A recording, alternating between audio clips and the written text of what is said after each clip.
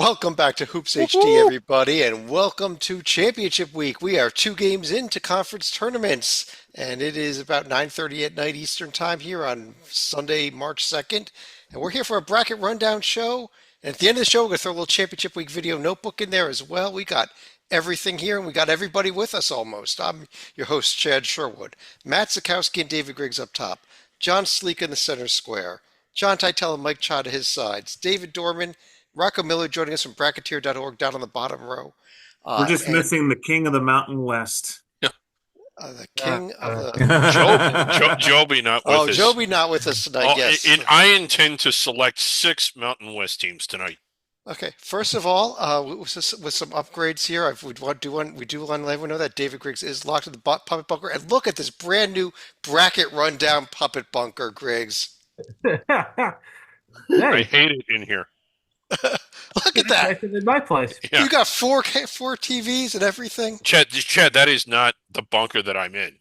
Oh, oops. No, the one I'm in is the one you showed last night. Um, oops. This is our bracket rundown show where The we are TV's broken in here. well, we'll try to figure out what's going on here and what that picture is then. But yes, this is our Yeah. bracket rundown show where we are going to be building a C list, a consensus C list for all of us here, going one line at a time. But you know what? Before we even get to the C list, I almost forgot about this. How about a little blind resume first? We love our blind resumes here at Hoops HD, and Yes, I want we to do. throw it out there to a few of you here. With the old question, these aren't bubble teams, these are more middle of the pack teams, I think. But kind of throw it out to a couple of you here, left or right, who do you like better? And Matt, I see you intently studying already, so let me start with you, left or right. I think I know where you're going with because you're the predictive metric guy, but Yeah, left or I right. definitely think looking more. I definitely think I like the right a little better. Also, much better record in meaningful games. Okay, that is an 18-6 versus a 12-9. Tytel, what about you? I know you're a big fan of the blind resume as well, and you have those four tier 1As on the left. Which means that it's an SEC school, I believe. And I'm also a fan of non-conference strength of schedule, which is why I'm leaning to the team on the right. But if I can give the puppet a hint on the team on the left, they have a lot of great wins at home, and the puppet knows that it's very hard to go on the road and win. It's one particular SEC school, I believe. Yeah. uh, Rocco, let me ask you, are you with the two of them and going with the team on the right over the team on the left? I think so. I'm kind of cheating and just doing OAR at this point.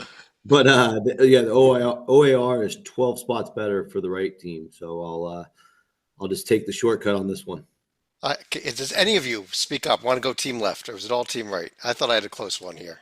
On top of everything else, the team on the left is luckier. So yeah, I'm going team right. Going team right. Everyone's Yeah, going team this right. is and I think I know who the right team is. And I'm glad that you picked them if it's who I think it is. Georgia? On the right? No. Yeah. Georgia is No, not on Georgia the screen. Georgia doesn't quite have 9 true road wins. The And one I on the think right they is have an an 8 ACC less than school. that. No, I thought Georgia was on the left. Yeah, Mike, I think you just nailed it. Who's the team on the right? Louisville. Louisville on the right, and on the left is Tytel. Vanderbilt. Correct. And I thought you get a couple you'd go with Vanderbilt here, just as a showing that of how far the Commodores have come from a week and a half ago being squarely on the bubble to we get to our survival board later today. We've locked them in, Dorman. This team is going to the big dance now. I think they are. I think we did the right thing. I think they're locked. I think they're going to the tournament. I think they could blow the last 2 games in their first game in the SEC tournament, and I think the Commodores are still in. The road is 3-6, but the conference 8-8. We've seen way worse teams get in this tournament with a 500 record in way worse conferences. I think Vandy is going in. And for good measure, they might want to split these 2 games. But yeah, Commodores are dancing. Yeah, we are probably going to be discussing a team in the same conference tonight that is 4-12 in that same conference and is still on the board, if you Correct. believe that or not. Yeah.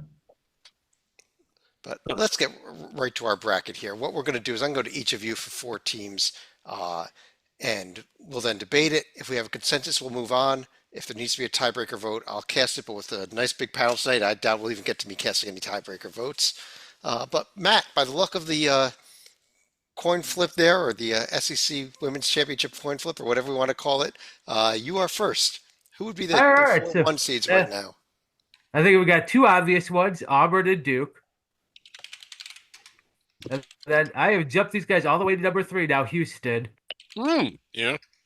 And then even though I love to have gone against that broadcast that tried to proclaim it was a 1 seed game, I did have to take Tennessee as the fourth 1 seed.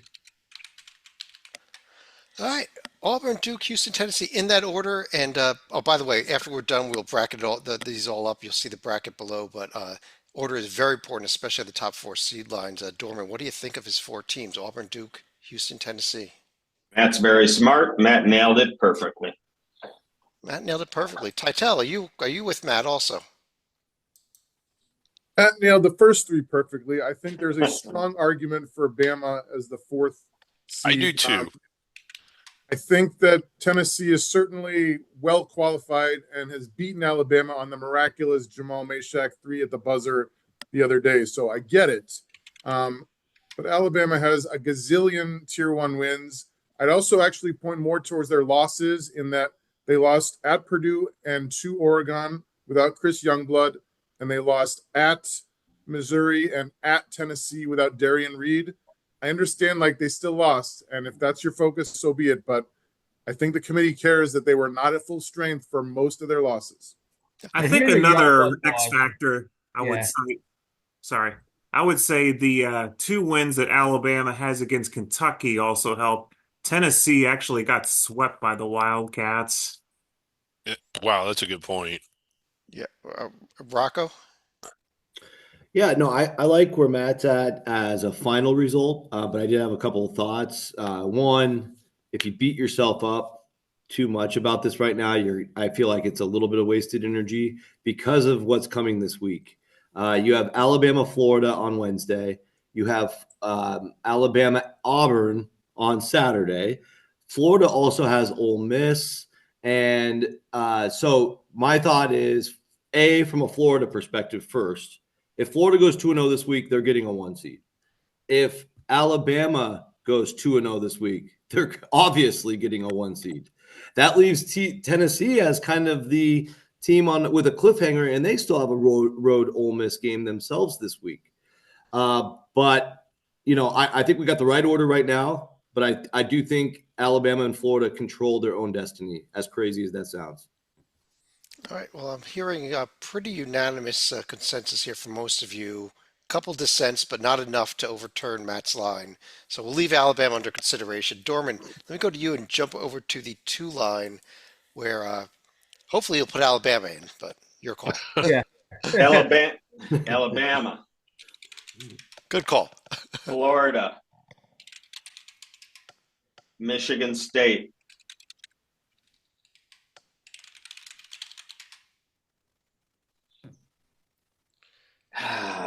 Wisconsin. Ooh. Ooh. Okay, not where I would have gone on the last one, but Matt, let me start. I'm sorry, Mike. Let me start with you. What are your thoughts on Alabama, Florida, Michigan State, Wisconsin here? I agree with that 2 line. I know some people may not agree with Wisconsin, but they shouldn't be penalized too much for losing on the road to a fellow 2 seed. And then Wisconsin has done plenty of good this season, so I don't have a problem with them being the number 2 on the 2 seed line, although they should be the very last among the 4 teams. Yeah. Griggs, okay, yeah. would you have gone Wisconsin? Would you have gone with the other 3 also? Not Wisconsin, but let me say that like the team, I had Wisconsin just 1 spot away, so they're 9th overall on my seed list. So it's not like it's a massive discrepancy. I do like Texas Tech a little bit more. And if you look at them side by side, a case can be made either way. If it were debate class, you could easily argue for one or the other. The splitting hairs for me is where Texas Tech tops out. I don't like their non-conference strength of schedule, but I think they've offset that. They won at Houston. While Kansas is sort of going to be somewhere around the middle of the bracket, it's still hard to win there.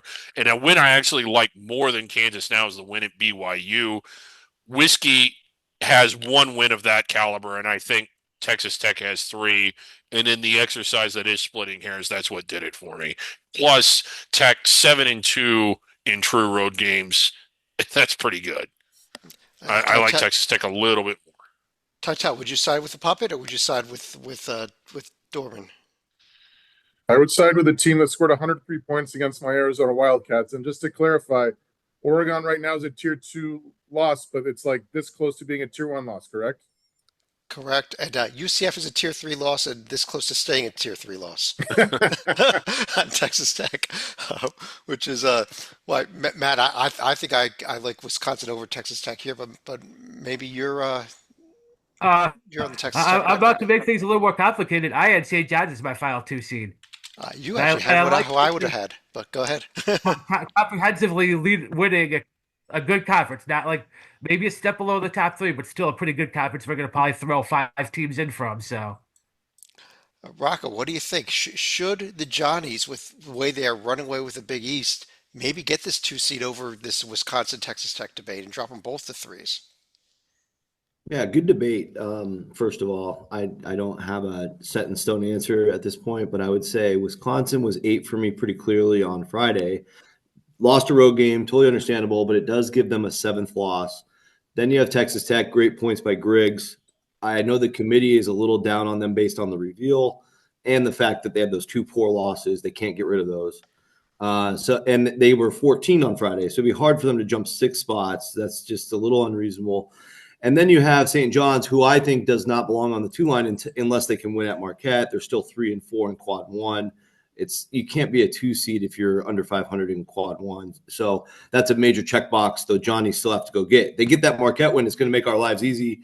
We can all agree there too. So based on all of that, I have to stick with Wisconsin, but I still don't feel great about it. Well, if you do that, you're going to make Grant McCaslin very angry. And we've seen what happens. We're friends, though. We're friends. Yeah, you've seen what happens when Grant McCaslin gets angry. Yeah, I probably have to run 100 lines, and I'm not in good enough shape right now. Chad? When you said no to whiskey for me, who was your team? I would go and St. John's also. I was with Matt on this one, just with the volume of wins and it's kind of like, you have the Wisconsin Texas Tech debate. Why not just make them both 3 seeds because you have a reason to put St. John's there. But Sleeka, let me get one more opinion here. Would you be with the Wisconsin pick? I would not be with Wisconsin on the 2 line. In fact, I could probably make an argument that I would have had Wisconsin as my top number 4 here, because not only do I think highly of Texas Tech and St. John's right now, I would still think highly of teams like A&M and Iowa State, and arguably Mike's Michigan team ahead of the Badgers right here. I guess my one hang-up for Wisconsin is there's only 4 wins that I'm sure are going to be NCAA tournament teams when you look at Arizona, Nebraska. Even that's a little shaky at Purdue and Illinois. I mean, Wisconsin does have a lot of teams that I would probably say are in that second tier where even if they're not in the NCAA tournament, they're probably going to be in the NIT or in the Crown. So you get a lot of teams like Indiana, Northwestern, Minnesota, Ohio State. All right. Well, I don't think there's enough love for Texas Tech to overcome Wisconsin. There was a little bit of love to replace Texas Tech with Wisconsin with someone, but I think we're going to leave Dorman's line alone. Tytel, we have half of the NCAA under consideration, so why don't you give me 4 teams to come up next? I'm going to make it very easy for you, Chad. Okay. Give me the first 4 under consideration. In that order? In that order, which I'm sure people will have a little discrepancy with, and I certainly think Kentucky belongs under consideration. But I like all 4 of those teams, frankly, right around here. All right, let's get a few opinions on these. Dorman, let me start with you. Texas Tech, St. John's, A&M, Iowa State, leaving Michigan and Kentucky out for now. Because it's Tytel's line, no veto. I agree. Veto. I like it. Well, I have the game DVR'd, so no spoilers, please. But how is Michigan not up here? Rough day. There's a spoiler. Yeah. Without spoilers, how do we answer this question? Enter the spoilers. Yeah. Rotten oranges from Champagne. Yeah. Uh, Michigan, I didn't realize it, I don't know why it took me so long, but what is their last 8 wins have been by 4 points or less, and then they get blown into the sun today. So, like, it all just kind of averages it out. They've distributed their points Yeah. very nicely and arranged to when they lose, they don't mess around, and when they win, they just like barely win. Well, Mike, you're Yeah. you're a Michigan guy. Your thoughts should Michigan be here, or did Titel get these four teams correct? Should Michigan be in the 3 line? The three line. No, absolutely not. There you go, Griggs. There's your answer. Yeah.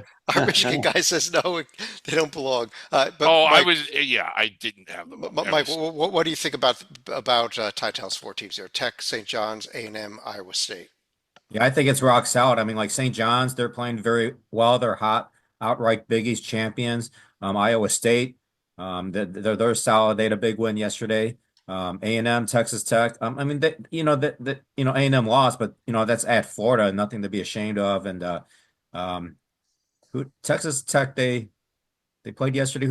They win or you? No, I they can't won remember. at Arizona. Oh, No, they okay. won at the No, No, Pog. that, They that won at the Pog. No, they did not. Oh, It was who they beat yesterday. They At won. the Pog. Tech won at Kansas. Oh, they won at Kansas. Yeah, they won at Kansas. At Kansas. Oh, yeah, Yeah. Texas Tech. They won at Kansas. Yeah, Man, Texas we are on it today. Just and Texas sharp. Tech has a ton of road neutral wins, high quality road neutral wins, and that's why I have no problem being them solidly as the very top team among the 3 seed teams. Yeah. Okay, well, I think our three seeds are pretty solid also here. So, Yeah. Stalika, let me go to you for the four line. Maybe we can start getting a little bit of battles here.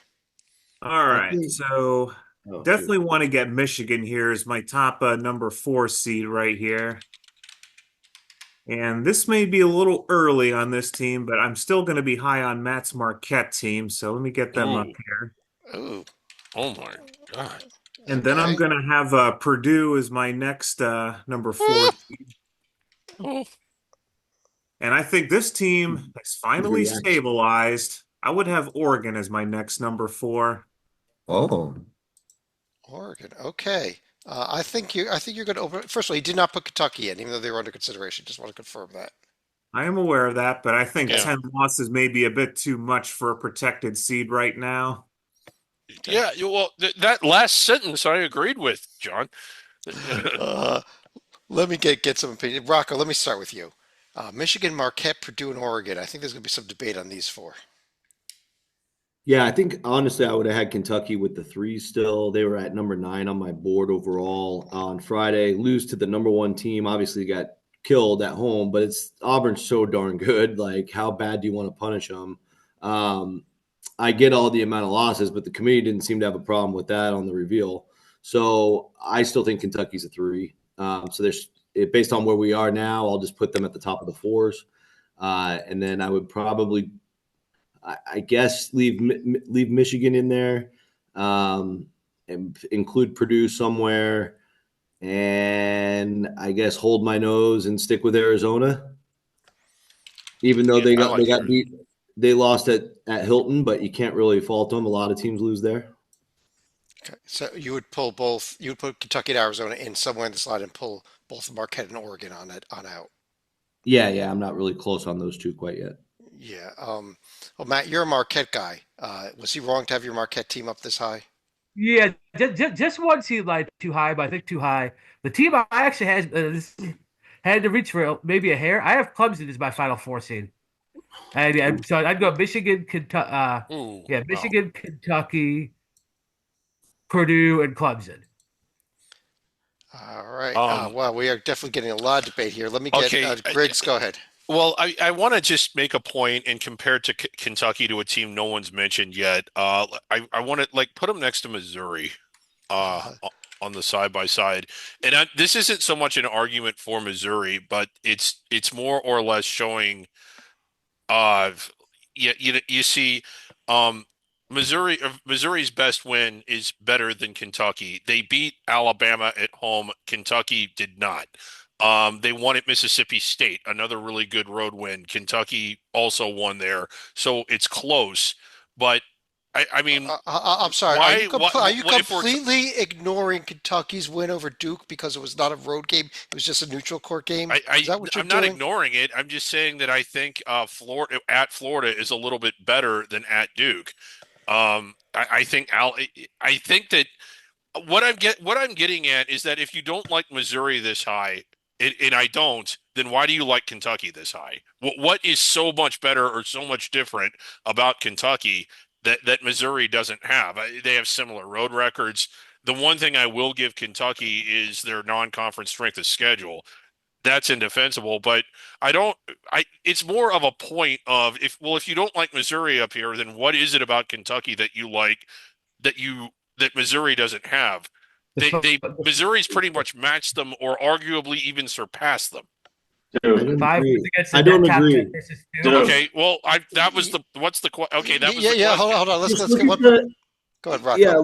look at the top 5 wins Kentucky has. They're against the top 8 teams in the country, 2 wins over Tennessee, and then you have the same category. Missouri's got 2 of those. I mean, it's a ton of weight at the top for Kentucky. It's so heavy, I can't even lift it. and you're strong. I I'm think trying. I'm I think trying. he nailed it. Let's get a couple of opinions. Mike, let me get your opinion on this here. So we've kind of gone with, I kind of hear that we should have Michigan, Kentucky, Purdue here, and maybe it's the fourth team here between Arizona, Clemson, Missouri, Marquette, Oregon. That is kind of the debate. Yeah, I know Oregon's been playing well recently, and they're solidly in the field, but I definitely do not have Oregon ahead of Kentucky. So I was mildly surprised that Oregon's being mentioned this early. Okay, well, I don't have. I think Kentucky's getting here, but I think it's Yeah, there was not much left for Marquette, I or agree with Rocco. I mean, you look at Kentucky's top wins. I mean, it is just rock solid. I mean, they're like against number one seed caliber teams. I think Kentucky definitely belongs here in the 4 line. Purdue, Michigan, I don't have a problem with that. who would your fourth be though? Yeah. It's Arizona, Clemson, Missouri, Marquette, Oregon are the teams we've batted around here. Oh, geez, that's tough because they're all good. Let's see. Mm, I'll go with Clemson. Go with Clemson. I heard a little bit of love here for Clemson. Let me get one more take on it. I'm Tytel, would you go Clemson also here for that fourth? I'll phrase it like this, Chad. Arizona has better metrics than Clemson Yes. across the board, comma, but I don't think that Arizona will beat Clemson if they played them this month. Okay. And the Arizona. They didn't beat them last March either. Thanks, Rocco. Sorry, you Oh, made it easy. jeez. You made it easy. We got to make a call here, somebody. Dorman, did I even get your thoughts on this? If not, do you want to make a call between Clemson and Arizona? You're not going to want the answer because I had Marquette ahead of both of them. Clemson has no wins. Okay. Go ahead. No, go ahead. I'm listening. Well, we're talking about a protected seed. Has anybody ever gotten one without any true road wins against anyone in the field? I can't recall an example of that ever happening. Not for a protected seed. Clemson is categorically disqualified. All right. I'm going to make the Okay. tiebreaker I vote struck here, out here. and I'm going with Arizona because Okay. on paper I think they are there, even if on the court they are not. And we've got to move on here. And Rocco, I'm going to go to you for the 5 seeds. We do have Clemson, Missouri, Marquette, and Oregon all not in yet. Me for the 5s. Okay. Yeah. Well, I'm going to go Mizzou. Obviously, they probably should have fouled up by 3 yesterday. And Oh. anyway, we can talk about that on a different show. Clemson. I will take Clemson here. It's a nice, safe 5 spot, and I'll take St. Mary's and Marquette. I like that St. Mary's pick. I was waiting for them to come out here. I thought I had St. Mary's high. And Matt, I know you're on that St. Mary's bandwagon too. Yeah, that's basically my 5 line in that I had Arizona 17, so it's not like I'm going to climb Buddy Murray and report him at 16. And these are the other 4 teams I had in that top 20. So that's a good looking line to me. Stalika, what about you? Are you agreeable? I know you would have had Marquette. I guess you would also have Oregon up here somewhere, but how about without Oregon, Missouri, Clemson, St. Mary's at least? I still think it's a little early for the Gales here when their only two real quality wins are going to be the ones against Gonzaga. Now, granted, getting the one in the kennel is obviously going to be very difficult here. But I think if we're looking at the entirety of the year, you have to look at Oregon when you consider they've also beaten Texas A&M and Alabama on neutral courts back in Vegas during Thanksgiving time, and they also won at Wisconsin, which you people seem to Yeah. value quite highly here. I was waiting for Stolika to jab us on Wisconsin. That was great. Um, I got a team that won at Clemson that I know they have their warts, but what about Memphis? We're on the five Resume line, wise, Griggs. Yeah, I yeah. know. I like them. Oh, they're definitely a resume. They Yeah. added to their resume today too. Yeah, It's a good like road win. yeah. Once it loads here, Michigan State, a neutral, a two seed on a neutral floor. I'm not blown away by the Missouri win. I mean, that's good, but Missouri isn't the worst road team, but they're not the best ever. But they won at Clemson. They won at San Francisco. And when you look at their losses, I know that who knows? Temple may not have been shaving points that day. Like you can't, you got to take that into consideration. Right. And I All think right. that they've proven that they've been dominant enough in that league to where it's just okay, they've played 18 games and dominated 16 of them. Like, isn't that enough to sort of say, okay, that was an aberration? That's a good top of the profile. And you know, Okay. Well, let's get some opinions here. Dorman, let me ask you. The debate here seems to be St. Mary's, Memphis, Oregon for this I last spot on the have five line. I have three of the four. The one I don't have is Clemson. Uh, I might get booed out of the room. I like Maryland here. I Here's another agree. team. Let's make this more complicated. Another team, but actually, I think that's Sorry. a very They're interesting talk. close. This Yeah, they're debate close. here. Tytel, what do you think? We've got a lot of teams we're debating here for this five line. Maryland now in the picture also. I think I would go with Maryland as well. I love their tier one. I love that most of their losses, thanks Huskies, are tier one. And with all due respect to Rocco, I think Maryland would beat St. Mary's not like 10 times out of 10, but like I think they're better on paper and would beat the Gales head to head. I'm glad that my Huskies tanking is hurting Maryland. That's great. Uh, so uh, I think the love I'm seeing is we're definitely is to pull St. Mary's out here. Yeah, Mike, would you be on board with putting Maryland in I as agree. this St. fourth Mary's game? is solid, but five is too rich for my blood. I think they're more like a six. But yeah, I agree. Would There's you go just other teams Maryland? like, yeah. Oh, definitely for sure. Maryland. What blood type are you, Mike? All I All right. guarantee he's not type O. Yeah.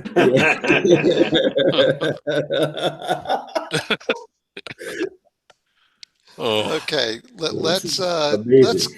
go on to the sixth line. We do have Memphis, St. Mary's, and Oregon all under consideration. And Mike, let's go to you next. Okay, hang on here. Ah, Like I said, we got Memphis, St. Mary's, Oregon all as possibilities, but you can oh go yeah, with those. Oregon for sure. Okay. Oregon is Oregon, in. St. Mary's, UCLA, I would consider. UCLA. All right. And And then did you want to go Memphis or did you want to go somewhere else? I'm gonna hold my nose. I'm gonna say Kansas as one of the six. oh God. Oof. Okay, Griggs, I'll be holding a lot more than my nose. you chimed up first, Griggs, and I know you want Memphis in here. I assume it's over Kansas, right? Yeah. Um. I just well. Kansas again.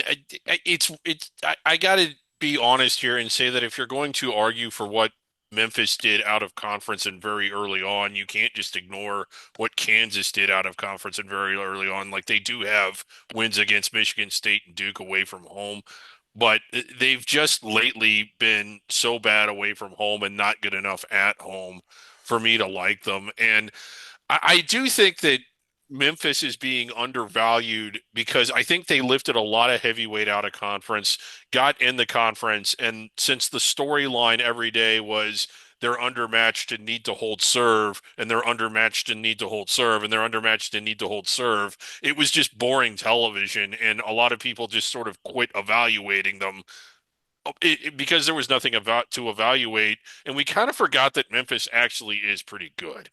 And I thought their win today, while not great, it's still hard to go. They went on the road and won at UAB against a UAB team that was playing pretty For well. first place. It was for first place. Yeah. If UAB wins that game, they're tied for first. Yeah, and they should win that game. I mean, if you're arguing that a team belongs up here, then they better win that game, but they did win it. And they had to come back to do it, but they were dominant in the second half. Yeah. Matt, what do I you think? kind of like Memphis. What do you think? I like actually, Memphis too. I prefer Memphis's old Metro rival, the Louisville Cardinals. Not bad. I'm with you there. I agree. Both of them should be here. Both, well, if we go both of them here, Dorman, we got to pull somebody else other than Kansas out. Yeah, I'd take Oregon out too. Wow. I have Memphis and Louisville ahead. Oregon is so scattershot that they're hard Yeah. to play. Oh, sorry, you were still talking. But I have Memphis and Louisville ahead of all of them except St. Mary's. Okay. Well, we got to figure out what to do here. Stalika, do you have any ideas what I should do with this line? I think we should penalize Mick Cronin just for complaining about travel arrangements for the reasons that Dorman had mentioned in a previous podcast. Iowa is in Iowa. Yeah, I could fathom UCLA and Kansas being dropped in favor of Memphis and Louisville. Titel, should we do that? Should we drop UCLA, Kansas, put Memphis and Louisville in? You should drop UCLA and put Louisville in. Although I think it's a coin flip. Memphis, I'm sorry, Puppet, the metrics are just not there, and the resume is not just there. The reason I think Kansas is better than Memphis is I understand they're losing a lot recently, and now they got off-court stuff with commenters about Zeke Mayo, which is atrocious. But if you do a little dive into their losses, they lost at Creighton without Rylan Griffin. They lost in double overtime to a 1 seed in Houston without KJ Adams. Like, when healthy, this team is better than Memphis, in my opinion, unquestionably. Memphis's strength of record is 27. Or I'm sorry, is 17th. And their wins against bubble is 27. I mean, this is in the range of those two metrics, which I think are the committee's looking at, and it's a good measurement. I mean, well, Rocco, how about you? We got to make a call here. I'm with Titel on the getting rid of UCLA and adding Louisville. So that's a lock. Let's do that. I like that. And then Memphis, Memphis, I'm just torn because obviously, you're in this part of the bracket where the performance stuff matters a little more than other parts. Obviously, Memphis has the best resume. I do think they're pretty good on the court. They have a first-round pick, and Danger's a huge problem in the middle. But I think just being a committee guessing expert, I think we got the sixth line right the way it looks right now. I know what somehow I can't believe Kansas stayed here, but they're staying here, and we're moving on. Never doubt the blue blood. Never doubt the blue blood. I'll tell you what, Griggs. I'll give you the 7 line though. How's that? Okay, so we got Kansas. You can put Memphis in. Okay, Memphis is where I'd have them. Or I'd actually have them a little higher. I'd have Mississippi State here. Ole Miss, and the contingency team, or the holdover team. UCLA. Yes, the University of California at Los Angeles. All right. A fine institution. Second best, Cronin is coaching. Second best UC team in the country, by the way. Yes. We didn't put the other one in yet, though. I know it's garbage. They're coming. Matt, what do you think about his 4 teams here? I'm good with it. Mississippi State, Ole Miss, UCLA. I'm about to probably blow Griggs' mind. I'm putting Gonzaga in over Memphis. Oh boy, Memphis has been dropping down like crazy in this bracket. I have them on my A line, so we're moving them down to where they belong. We've been moving them down a lot here, but Dorman, what do you think? Should we drop should we put the Zags in here over one of these teams? No, if it's the Memphis, I think people are forgetting out of conference. Michigan State, Missouri, Clemson on the road, Ole Miss, and UConn. Those are 5 out of conference wins against teams that will all be in our field tonight. Not many have that left that we're discussing here. Mike, what do you think? Yeah, I think by the metrics, Memphis is out of conference slate is so solid. I mean, that's, I definitely have them. I would definitely lead them here among the 7 seeded teams here. Yeah, I don't have a problem with this list of 4 teams here. I want to throw one other team up here. And Titus, I want to ask you about them. What about the Illini? And Thank you. I want to throw a stat out here for you as well. In the history of the AP poll, there have been 4 teams ever, and the last one was in '07 North Carolina, that have 2 road wins in the same season by 20 or more points over a nationally ranked teams. This Illinois team has done it with what they did to both Oregon when they were ranked and Michigan this week. When they were ranked, well, Oregon was teams, ranked. somebody Oregon beat was Dayton 9th in the they were nation ranked. when they beat them by 22. I'm sure somebody beat North Carolina when 32. they were ranked. Lots of teams were ranked. Xavier was freaking ranked. So I know we don't want to ruin the spoiler for the puppet, but yes, the Illini had a big win today over Mike's team on the road. So because of that, had you asked me 12 hours ago, I would have had a good argument for Memphis over the Illini. And now I just can't. They've beaten so many good teams: Whiskey, Mizzou, the Ducks, the Bruins, at Michigan. And if you look at their losses, 2 of them at Wisconsin and to Duke were without Morez Johnson. And that's the most interesting injury I think we've encountered yet, because a lot of teams either have had injured guys come back or have determined that injured guys are gone for the year.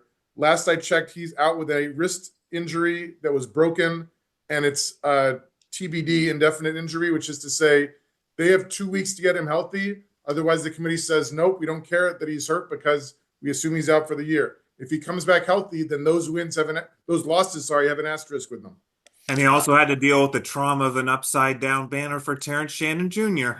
Well, some of those teams Memphis also beat, and Memphis beat some teams that Illinois lost to.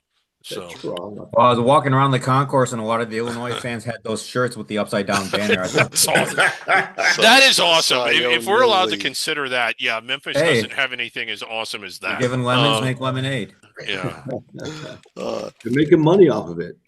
I don't think we heard it quite enough love to put Illinois in here, but I think they probably should be on the 8 line. And Matt, I'm going to go to you for the 8 line. Yeah, I would have the 2 holdovers. I'd have BYU. Now this is where it gets a little tougher. I put New Mexico.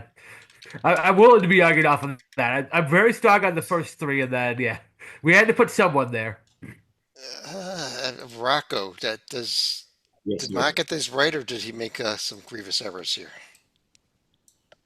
I just think New Mexico, just based on their numbers, they've got the San Jose State loss, some other things. So it's both resume and power numbers. Not quite ready yet, closer to a 9. My next 2, and I would have to look at it in overnight, but would be UConn or Vanderbilt.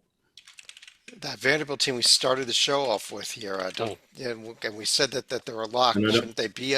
Shouldn't they? I don't know if they've got enough. Yeah, I had UConn higher for sure on Friday, but with that Missouri win, Vanderbilt might have the juice to get above them. I'm not sure. Stalika, what do you think? Should we knock New Mexico down and go with a UConn or a Vanderbilt or somebody else?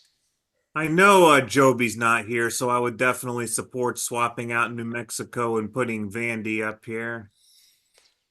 Well, because Joby isn't here, I want New Mexico. I would agree, but because I know Joby would be against that, I want to do it. Dorman, Vandy instead of New Mexico. Yes, you're in. I think we've got it. I think that was a pretty easy 8 line actually. But I don't hate New Mexico. I don't think Matt's far off. But that does bring us, Dorman, back to you on the 9 line here. We do have UConn and New Mexico both under consideration. And give me 4 teams total. I'm going to take UConn and New Mexico.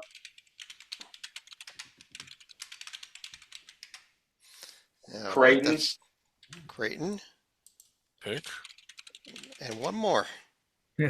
Do it. This We is all. tight. I know who Chad would pick, and I want you to pick that team. No, Do it.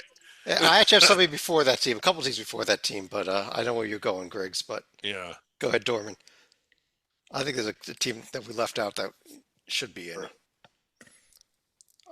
In fact, I don't hate it. It's a team that you all said you liked better than Vanderbilt when we started the show, so I don't know why they're not in yet.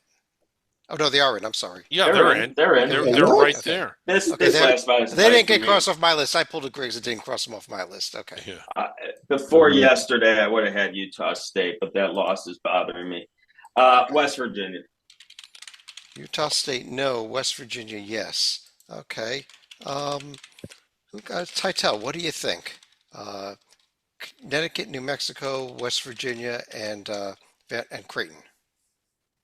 I like the first three, and I could make an argument for the fourth, but I would go with a team that beat West Virginia, that is in their conference, and I believe they played them early this year, and West Virginia lost at Baylor by 3 in overtime, and I'm not saying that's the only reason, but as Rocco has mentioned on multiple times in the past correctly, Baylor has been injured most of this year with Langston Love and Jalen Celestine out. They're finally both healthy, of course, at the same time that Josh Ojenwuna is out for the year.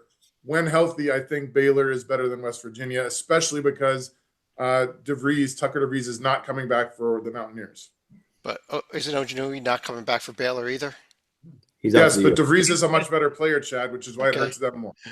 Well, Rocco, let me ask you about this Baylor team because they've got that losing record against the top three quads now, and just to get to 1-under on it, they need to beat Oklahoma State in a tough game yesterday. Yeah, I had Baylor out on Friday. They'll squeeze back in tomorrow, so they're fine on getting in now.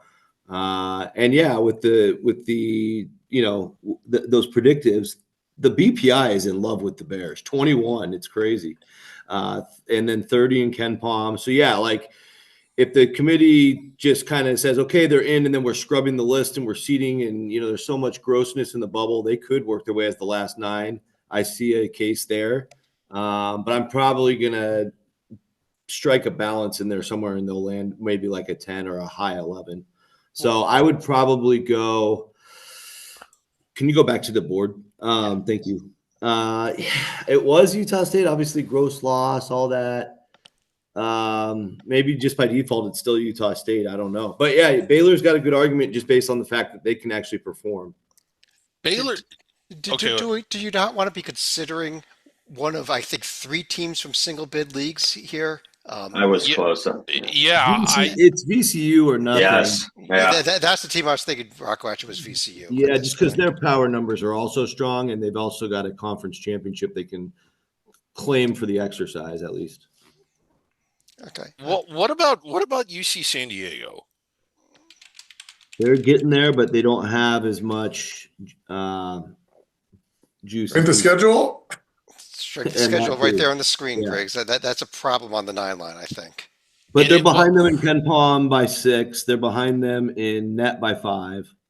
Right? That's the kind of stuff I'm talking about. But look at VCU versus Baylor. VCU's got Baylor by 3 on net, and they've got them by 1 in Ken Palm. So you could go VCU here, yeah. Well, Mike, what do you think? Should we go VCU, Baylor, Utah State, or West Virginia? Yeah, the problem with VCU is I'm looking at their profile. They don't have a single win against a team that's surely in the field. So I'm not feeling VCU here. Yeah, right. I think UC San Diego's beaten better teams than VCU. Yes. I will say this in defense of VCU. I'd have to pick Baylor among those 4 teams. Okay. Pull Baylor up. I know that Baylor's been beaten up, but this is just, how do you evaluate them?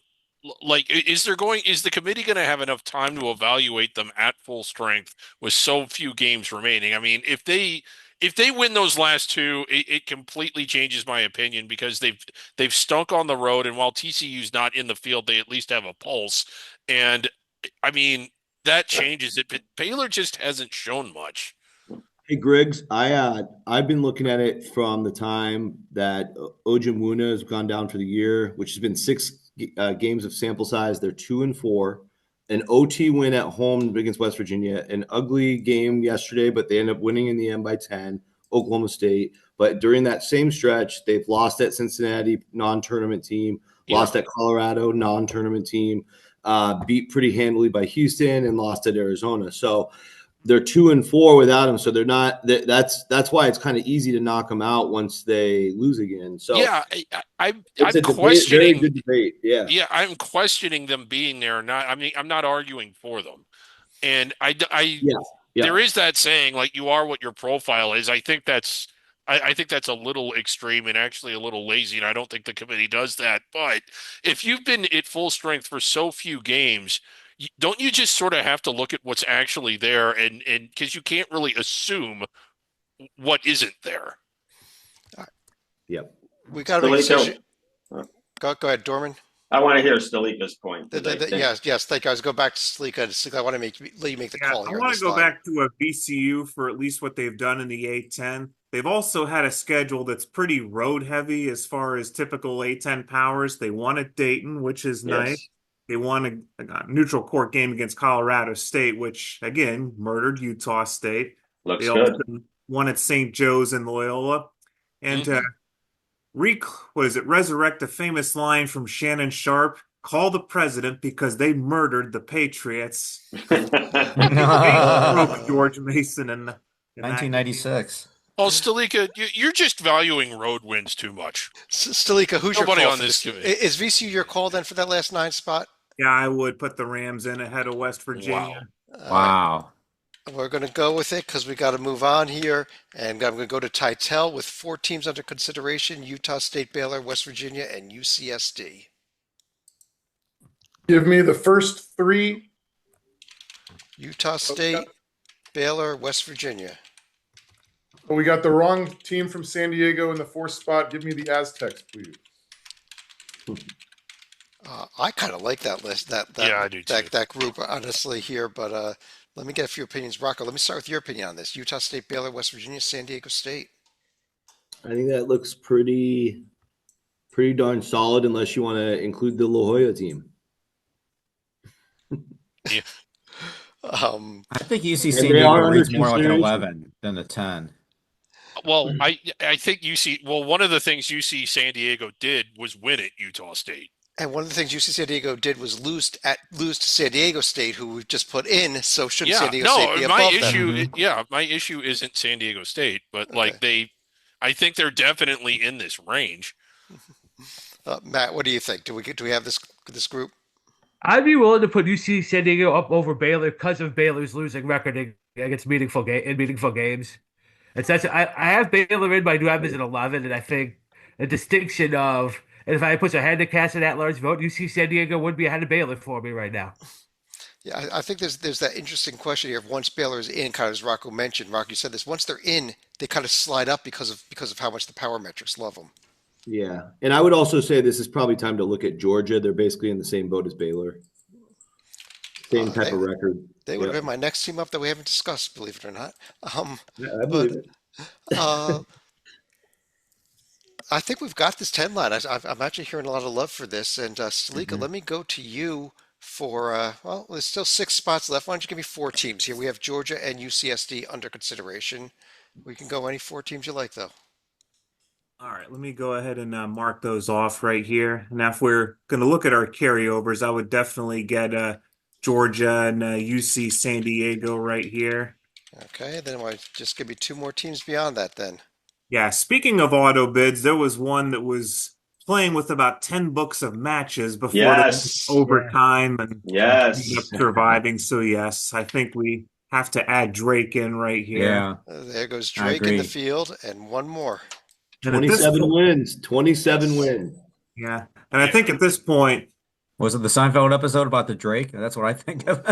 Yeah. well, as a fan of a bubble team, we definitely love the Drake right now. Yeah, So, I love the Drake. Yeah. do I hold my nose and put in a team like Oklahoma, Arkansas? Oh, fuck no. We're putting Xavier in as the 11. Oh, yeah. Okay, now Let's go, Salika. this is notable here also because this will be the last team to avoid the first 4. And so the question is, well, UC San Diego and Drake wouldn't really matter for the first four, and but in terms of Georgia and Xavier, do they belong above the first four even in?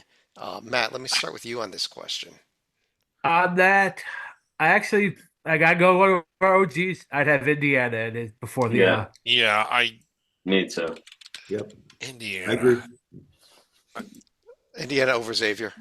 probably both. Well, Look I at have them. them Yeah, they're both above them. over Xavier and Georgia. Yeah, But it is definitely, much. I Georgia slightly over Xavier, so Indiana of the yeah. Go ahead, Um, Griggs. yeah, I just think Indiana's done a little bit more emphasis on a little bit, but they've done a little bit more. All right. And I heard a lot of yeses to knocking Xavier out for the time being and putting Indiana in. So sorry, Stalika. I know you're trying for it, but we'll leave Oklahoma, Arkansas, and Xavier under consideration. Uh, I also want to go back to that Indiana profile for a moment. I Yeah, think we can officially now say this. Even though Penn State is listed as a tier one win, they are not going to qualify for the Big Ten tournament in Indianapolis. So you that's talk about fair. a dubious feat. Yeah, I think I look more that at the is. loss column in Indiana. Every single loss was tier one. You don't have a bad loss. Uh, Yeah. and you're now 14-11 versus the top three Most of quadrants. Xavier's. I think they're really close. It's just that, like, Xavier has the win at Marquette. Indiana has the win at Michigan State, which is a little bit better, and they also have a few They're good. more note. I mean, I think it's very close. It's just that Indiana is a little bit better. Emphasis on a little bit. All right. Well, we've got four spots left. And Rocco, I'm going to go to you here. Why don't you give us the first four right now? We have Oklahoma, Arkansas, Xavier under consideration, but who are your first four? All Unless right. you want to go with Well, another auto bid winner. You want to throw, McNeese in there, or I don't no, we're not there. We're not there. know. They have too Yeah, many flaws. Too many flaws. Yeah, Okay, so let's go. I will get Xavier to go. What is it? About an hour north to Dayton. Uh, 45 minutes, but yeah. yeah, they'll take that. Boise State. They will stay. Interesting. Yeah, they were in my Boise first four. State going to Dayton. Who would have Imagine. ever Never thought? happens. Yeah, Never happens. yeah. I definitely have to go under the hood deeper for the next two. So these are not set in stone, but I do feel good about those first two, and I'll throw Nebraska in the mix. Yeah, I think And honestly, the committee, I think this is where they fire in a surprise ACC team. Do it. I'm not going there. You're not going North Carolina. You're not going North No. Carolina. Shit, I Oh. might have to. I mean, honestly, if it was me, I would do UC Irvine. I would. Yeah, I honest to and it God is would. you. It is you. This is So our committee. UC Irvine's my last team. Let's go. All right. I Okay. am with you, Rob. They are. I have them right at number 48. That's what I'm looking at right now. Okay. It's a way more exciting Dayton game than putting in one of these SEC teams. Yeah. Okay. He is putting UC Irvine in his last team, Yeah. not putting in Oklahoma, not putting in Arkansas, not putting in North Carolina. Um, let's get a bunch of opinions on this. Let's go I through all just of gotta you. say, I don't think it would be fair to Xavier if the committee made them play a road game against Boise State and Dayton, because that has I think become we would a take- home court for Dayton or Okay. for Boise Okay. State. We need some opinions other than Griggs is here. Titel, what do you think about these four? I know that everybody hates the Sooners because they've been losing a ton recently. I hear you. But the reason their strength of schedule is 15 is because, yes, you guessed it, they play in the toughest conference in the history of the sport. And they beat up a bunch of horrible teams in non-conference play, but they also beat Arizona and Louisville and Michigan at neutral sites, all three. And they've beaten Arkansas, Vandy, Mississippi State. I know they've lost to a gazillion SEC teams. I get it. But they are better than Drake in like every single metric. I'm sorry, they are. They wouldn't beat Drake. Matt, does he have a point here, or maybe it's something else that we should be doing here? I mean, I should we be attacking this Irvine team especially, or maybe somebody else? We need to yeah, attack I'd hold my nose and put Carolina in as over Irvine. I don't love doing it, but they've they've settled enough in that 13-11 in meaningful games. I love doing this. It'd be Look at nice if those they could make it easy Bruins. for St. Beat Duke, but This is I'm fun hoping side by by side. North Carolina in. Yeah. Here Yeah. we go. You It's a North fun Carolina. side by Fine. side. I love this side by side. Yeah. I mean, How about Look at all those Dorman? road wins. Road wins. look at Dorman, the what? road win. Yeah, that's right. 15 wins away from home. Let's see Dorman, North what? Carolina go to the Matadome. Yeah, they would lose. That's right. They would. I That don't. Dorman, seems I awesome. Yeah. Dorman, what do you think? Can you go back to the board for me, Chad, please? I have Sure. Oklahoma in by. I have Oklahoma in before Xavier. That's the only switch I would make. Oklahoma before X. Well, can we take a quick look at this Nebraska profile here as well? Yeah. Those two bad home quad three losses, lost three in a row, have the losing record against the top three quadrants. Uh, let me bring a. But they were safe a week ago, which is crazy. But then Everyone in the world.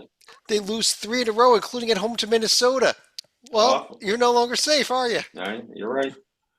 Uh, Mike, you're a Big Ten guy. Are the Huskers in big time trouble here? Yeah, I would say they're in trouble, especially after losing at home to Minnesota, which has been playing well, but still that counts as a tier three loss. I definitely have Nebraska near the cut line. But so, Mike, would Well, you have these four teams, or would you go with that Oklahoma or North Carolina over Irvine? Oh yeah, I mean I know Irvine's had a solid season, but I would pick Oklahoma over UC Irvine if I had to pick between the two. Okay. Let's look at two of these other teams here also. I think have we gone to everybody on this issue here or not? But you- is Oklahoma's profile still up there? yeah, I let's mean, okay. I'll put Oklahoma's profile up here for a second. Let's throw up that Arkansas profile that is also under consideration, but did yeah. not make the field here, Griggs. It I don't know. I mean, this isn't for the last spot, but I think Arkansas has actually kind of outperformed Oklahoma. They won at Kentucky, who's a protected seed, Michigan neutral court. The Texas win. I know Oklahoma also. I just think that they've done a little more away from home. And they're slight. I mean, the one true road win. Nobody's ever been selected or placed inside the bubble with that few, and no one's ever been selected or placed inside the bubble with that poor of a conference record. And I know you can't ignore what Oklahoma did out of conference, but you're not ignoring it. You're just putting it on a scale against what they've failed to do in conference, and it doesn't balance out. I just think Arkansas is a little bit better, but I'm still with Rocco as far as Irvine goes. Having said that, my God, if don't abuse your retinas and watch what Arkansas did at South Carolina yesterday. It was awful. Ty, let me throw this over to you. You're the one that brought up Oklahoma. Is there a case that maybe we should take Arkansas instead of Oklahoma for this last spot? Or are you sticking with Oklahoma? OAR says you should take them. Losing at South Carolina by 19 says you shouldn't take them. All right, so you're And that's sticking with fair. Oklahoma. Well, Losing at South Carolina by 19 might disqualify you from everything. I mean, that was just a horrendous. I've heard. Hey, Titel, to be fair, they fell behind 18-3, and from that point on, they were only outscored by 4. I think Oklahoma is going to seal their own fate because they have Missouri at home and at Texas. If they lose them both, they're 4-14 in the conference. That's going to be a hard lift. I think we're also forgetting that Oklahoma came from ahead to lose badly to LSU. That they could not afford to lose. I agree. Yeah, Oklahoma's had some close calls. They blew it against LSU, blew it against Kentucky. Well, not really blew it against Kentucky, but I mean, they had chances to put themselves further in. Okay, well, I think we have our field then. I think Oklahoma is getting that last spot. Look like they'll be playing Nebraska in a little old school Big Eight matchup there in the and as a Big Ten team battles an SEC school in a Big Eight matchup. I want to run quickly through any other teams that should be under consideration that we did not put under consideration. I want to start by thanking all of you for not mentioning Ohio State tonight, despite the fact that all these bracketologists have them in the field. They do not belong. I'll throw them up here and put their profile up for. See, I can't even spell it correctly, but Rocco, as you know very well, 10-13 against the top three tiers is just not excuse. It just can't get in right now. Right. And they finished 2 games to go this week. Nebraska at home and at Indiana. And I think 2-0, they need it for their record. And obviously that adds to their resume. I think it'd be pretty good. They got to get them both. If they get them both by next Sunday, I'll put them in. But I've said that for 2 weeks. They've got to finish with all those wins. And so they're not dead. They're definitely alive. Wake Forest, I guess. I mean, I still think an ACC team is going to get in, and it's getting harder and harder to see who. We know who the chairman is. Like, let's be honest. Yeah. So that's a big deal, and maybe Huge. somebody will just steal the bid and make it easy. I would That is gonna also. be- Sorry, go ahead. I was going to say that is going to be 2 desperate teams in Columbus facing off with Ohio State and Nebraska going head to head. Yeah, and Then I they think play Indiana. Yeah, Okay, right. go ahead, Rocco. One more team you want to throw in there? San Francisco, just because I know they're not in right now, but if they do beat Gonzaga in the semis, I think they'd be pretty interesting. Tytel, anybody else you think should be on the board? Colorado State, anyone? Yes, thank you. Yeah. I'm in. I got to take a look at them. Colorado You State should. on the board. Yeah, they're on my board, but not very high. Let me throw this out there again. If they win out and lose to Memphis in the American Championship game, I still think with this volume of wins, there's a case for North Texas, as much as there is for San Francisco. Yeah, No? yeah. I mean, Nobody's with Well, me? North Texas didn't beat St. Mary's. Okay. I really wish North Texas could have won at UAB if you're looking for a comparable victory to someone like Memphis, for example. Anyone else under consideration? Stalika or Dorman? No. Okay. Don't Very make me mention an Ohio State University. No. I mean, it would make Kyle Lamb happy, which we know the puppet cannot do. I guess we Right. could. I guess I've heard people still like Texas for some reason. You think 10 and Yeah. 13? How about 9 and 13 against the top 3 tiers? I I don't think think they're there's good. So that's where Absolutely. Yeah, the one it's Will we haven't Wheaton. mentioned. I don't think Villanova is that far off. Their top of their profile is pretty decent. Bad They have loss- some loss to really Columbia, bad, though. Yeah. I got that, but the bottom of the We all profile is think bad, Georgetown but the is top this- is good. Al Neptune is still their head coach, so they've got too many strikes on well, their they'll lose at Georgetown at Tuesday and make it easy. But until then, I'm going to finish out that 12 line by adding McNeese and Yell in there, and then really quickly going to flash up here the rest of the field. 13 line: Akron, Chattanooga, High Point, and Utah Valley. Jacksonville State, Lipscomb, Northern Colorado, and Towson on the 14 line. James Madison, Robert Morris, Norfolk State, and Central Connecticut on the 15. Omaha and Bryant avoid the first 4, while Southern, SEMO, Quinnipiac, and Bucknell on their way to Dayton. But that is our field.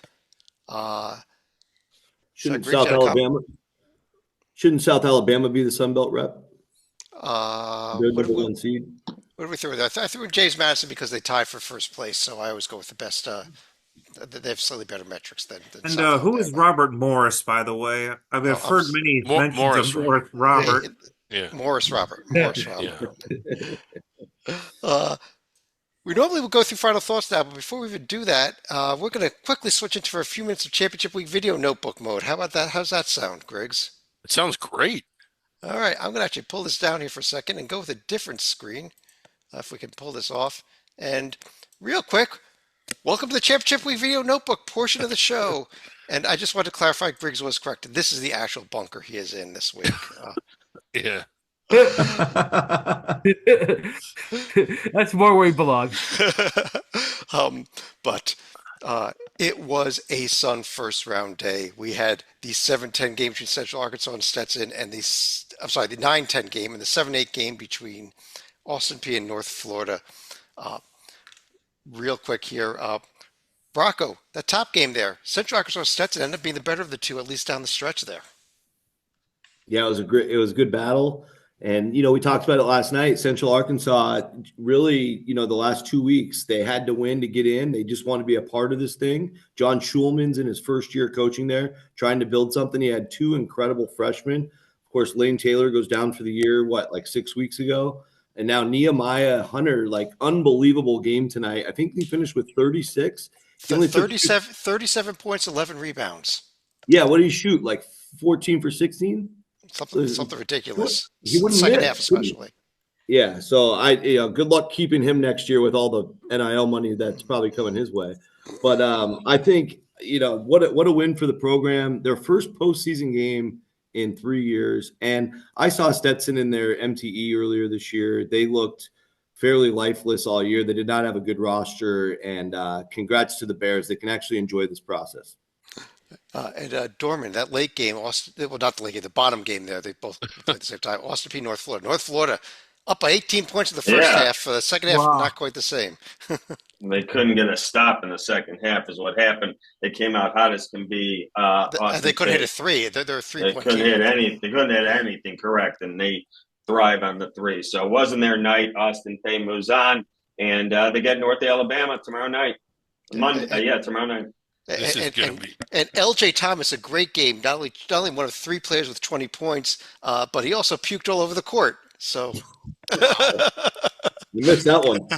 You did not want to. Do not go back and watch it, please. You will lose your lunch with him. That's okay. Don't feel.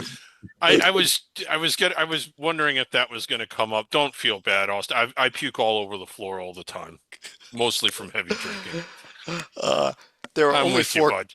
There's only 4 conference games tomorrow, and it is these 4 games you see on the screen. Central Arkansas is going to be at Lipscomb, Austin P at North Florida, Eastern Kentucky at Jacksonville, Queens at Florida Gulf Coast.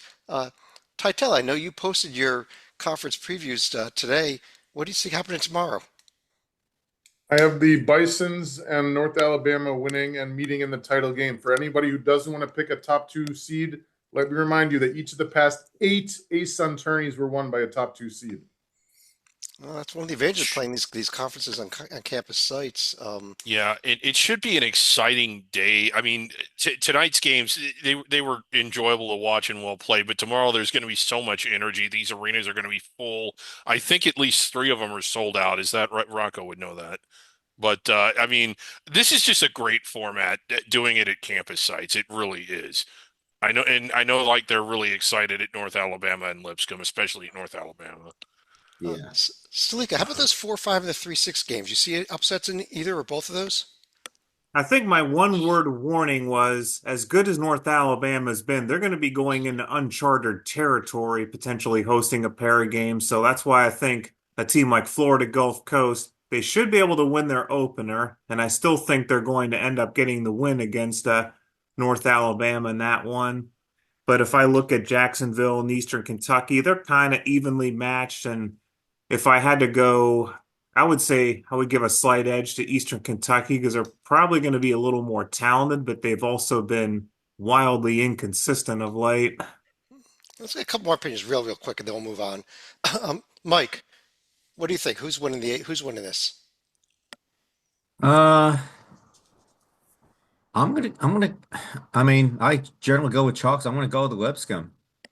It's a good pick. And Matt, what do you think? Oh yeah, Lipscomb is a heavy 10-pound favorite, so I'm definitely favoring Lipscomb. And also keep in mind in this tournament you play on the campus. campus. Yeah, and keep in mind that you play on the higher seated courts. That does make a difference. Oh yeah, makes a big difference. Let's take a quick look at our survival board, which has been updated. Well, actually, this is where we were last night on our survival board, up there on the website. After our show last night, there were 339 teams left with a shot to win it all. So first of all, as a result of today's games, not only the 2 ASUN games, but I believe we had 4 regular season eliminations between late last night and today. As a result of all that, we are now at 333 teams left to win it all. We got to get that to 68, and we've got 2 weeks left to do it. I don't know how we're going to pull that off. Tim Miles doing a bang-up job once again, getting his team into the final 333. This board was also updated with a lot of teams moving into locks as of tonight. But Griggs, real quick, this is a service we do for the selection committee. Yes, for the selection committee. So if they come here and they're looking to see if a team is in or under consideration or out, they come here, correct? Yeah, they come here, and this tells them who. Yeah, exactly that. It tells them who that they need to select, because who knows? They may not have watched basketball at all this year. A lot of them don't, and so they can come here and be like, "Oh, well, BYU's in blue." And so is Houston, so we need to take Houston. Right. So if they're thinking about not taking Houston, they know They Yeah. know that they Yeah. need to. Yeah. Okay. So But if they come here and they're thinking about Arizona State for an at-large bid, first of all, John Titel will pass out. Second of all, yes. David Dorr will pass out. Yeah. Third of all, what does this board tell them? Well, not to do it. And again, and you don't know, these are busy people. They've got families, they've got little league, and they might not have time to watch basketball. So this board is a tremendous service. What if, Griggs, one of them watched the first half of that North Florida game today and saw North Florida was up 18 points? I was saying, well, that was an impressive performance. We should select them for an at-large bid. Yeah, and it would make sense. I mean, it was kind of an impressive first half, but we've got that taken care of too. They're eliminated. They can't even be considered. So you're Uh, telling me even a master lobbyist like Bubba Cunningham can't consider Boston College or Miami? Correct. Cannot. Uh, but what if they came here and they said, we know Stalika loves Cincinnati. Maybe we should be considering Cincinnati. Well, they can consider them. Okay, we do let them think about Cincinnati Yeah, still. That might yeah, change, but that for might now. change. But yeah, but for now, they can look at them. Last but not least, we have been counting down something here that we just started last night. Our top 15 trophies in college athletics. Yeah.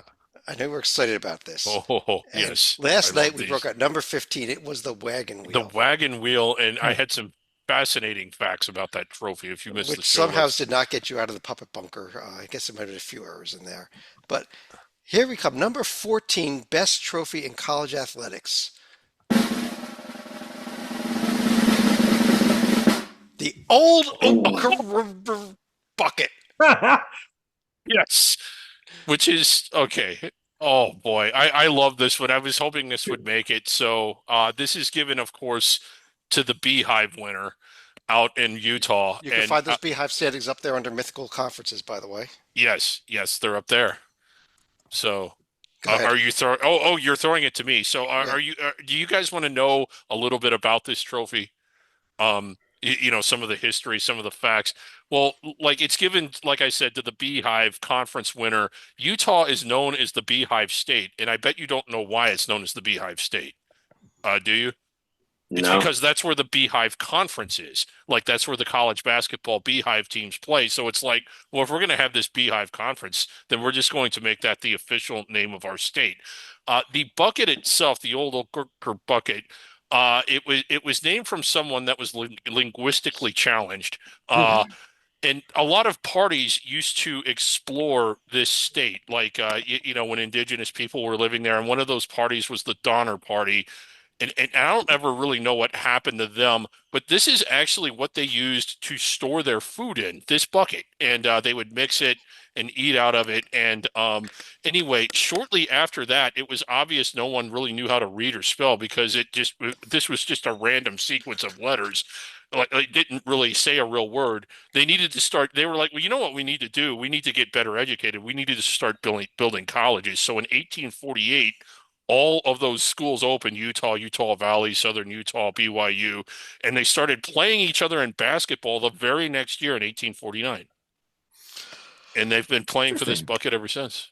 Fascinating facts, Griggs. Yeah. I think that we've had enough of this show for the night, though. I want to go to any final thoughts here. I went through each of you, and I'll tell you what. If you like, I'll pull that. I'll pull the results of our seed list back up here also, so you can take a look at them possibly. There The we go. old A Old little- Crooked buck actually is missing. It's like the Temple Cup. It's missing. Let's go to final thoughts. Titel, let me start with you. So I think the opening round matchup that caught my eye most is an 8-9 game between Gonzaga and UConn. I know that Mark Few and Dan Hurley are both having off years, but I submit they're still two of the best in the business, and they know how to win in March. So I would pray that they get matched up against each other because I think it would be must-see TV. Absolutely. Dorman.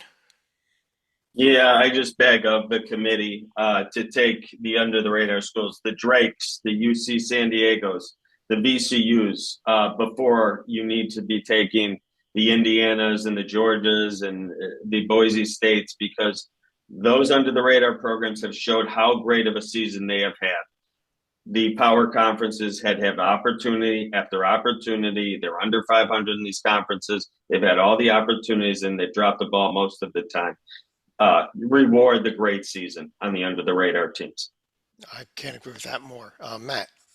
Yeah, I'll say the focus on that, it's going to be a real intriguing debate because it's someone like Oklahoma who's in the past conference record absolutely disqualifying, Yeah. record in meaningful games disqualifying. Arkansas, you have record in meaningful games disqualifying, and they're possibly 6-12 in conference. Texas, all these are teams like SEC teams being considered. Or Ohio State, 3 games under 500 in meaningful games. All these teams being discussed. But will you take someone? Just make it easy. Take a Boise State, take an Irvine, even if you got to take a North Carolina, and then just do some of these to where, hey, you gotta have something for performing in conference. If you can go 6-12, or you can be 3 games below 500, 3 games below 500 in meaningful games, you don't belong in the tournament. Mike. I was going to say this: if you're the one of the number four, number one seeds, you definitely do not want Michigan State in your region. I mean, it's they're peaking at the right time. Tom Izzo's reputation in March, it's very stellar. So if you're one of the top, if you're among the four number one seeds, you definitely don't want Michigan State in your region. That's for sure. You know what I read though the other day is that I think it's only once in like the last 8 years has he actually, maybe it was 6 years that he's actually made the Sweet 16. Everyone always says that he goes deep in March, but hasn't quite been true recently. Not Um, recently, Okay. yeah. but I don't want him in my region. Well, I'll strike that. I do want him in my region because I don't see my team on the board here anywhere. Yeah. But Bracco, you're up. Yeah, I mean, I think we did a pretty good job. I mean, this is going to be pretty close to, I think, where mine will land by tomorrow morning, and it's good. That's the way it should be. I think as the process carries through, and we're almost all the hay's in the barn. Some of the leagues are already on their conference tournaments. The rest of the big boys, they'll be finished up by this time next week. There's only a couple of results to go, and so. Yeah, I think we're getting down to the nitty gritty. In reality, there's probably already 30 or so teams that are in the field permanently, and maybe even more. I just don't like the word lock. I thought it was helpful, and it's good that we're kind of seeing things very similarly. And thanks to Titel, we just confirmed since making the Final Four in 2019, no Sweet 16s for Izzo, correct? Oh, no one, unfortunately. I know Yeah, very, I was very well. there. I covered that in the Garden. Yeah, they lost to the Uh, King in New York. Stalika. Xavier might be the top of the first four right here, but I'm going to put the over under at bid stolen at 3 this year. I think the Missouri Valley, my guess would be the winner of Bradley and Northern Iowa is probably going to steal 1 bid. I think Irvine is going to beat San Diego in the title game and potentially set up a second stolen bid. And Oh, that would be you great. know, you have to look at the Atlantic 10 because it is almost impossible to pull off a double in that league. So I could easily see a team like Dayton or George Mason being the third bid thief there. So that could make teams like Boise State, Nebraska, Oklahoma, and Xavier all potentially miserable on Selection Sunday if they aren't able to control their own destiny in their respective conference tournaments. Agreed. Griggs, you want to finish the show off? Yeah, it's just for the audience and for those that are, if you're watching this, you probably look at a lot of bracketology, and I think it's really easy for people to get into the mindset that it's actually a replica of what the committee's doing. You hear people say, "Oh, my Xavier team is 3 spots out," or Georgia moved way up today. I mean, they moved up relative to what people are generally forecasting. But in reality, no one really knows what the committee's going to do. No one moved up or down any spots. No one's 3 spots out, 2 spots out. Technically, no one's really on the bubble unless they're in blue and locked in on the survival board. You don't know that they're in. No one really has a crystal ball or knows what a committee of people is going to do in a committee setting. We don't know it. And nobody else has any superpowers that we don't have to know it either. So just kind of keep in mind it happens every year. Like they do a good job, right? I love what they do. I'm not knocking it. In fact, I think it's great what they do because it gives you a snapshot of where the season currently stands, and it kind of creates a framework for each game week to week. But they really are just guessing what people that they don't really know that well or may not know at all are going to do in a committee setting, and no one's going to get it 100% right. There's never been, they might even get all the teams right, but they're not going to get all the seeds and matchups right. If they actually got everything absolutely correctly, if somebody actually did that, I'd be pretty certain that they had a bug inside the committee room, actually. Right. Yeah. It's the only way that would ever happen. But Or if the committee just goes to your website and copies your bracket. Yeah. Yeah. that could happen. They have the internet. I heard Yeah. on this show they have the internet in the committee room. They Committee do. members, go check out bracketeer.org, check out hoopshd.com. Yeah. Do a little mix and match. Mix and match some of these brackets here, absolutely. On that note, though, I do want to thank everybody for joining us. We will be back tomorrow night with another combo show with our last regular season Hoops HD report, along with a video notebook about what happened in those ASUN games and what's coming up on Tuesday. And from there on out, it'll be video notebooks every night. I think we're going to throw one more bracket rundown in. I believe a week from Monday, we'll be doing another bracket rundown show. But on behalf of Matt Sikowski, John Titel, Mike Cha, John Sleeka, Rocco Miller from Bracketeer.org, David Dorman, David Griggs, I'm Chad Sherwood. Thanks for joining us. We will be talking to you again tomorrow night.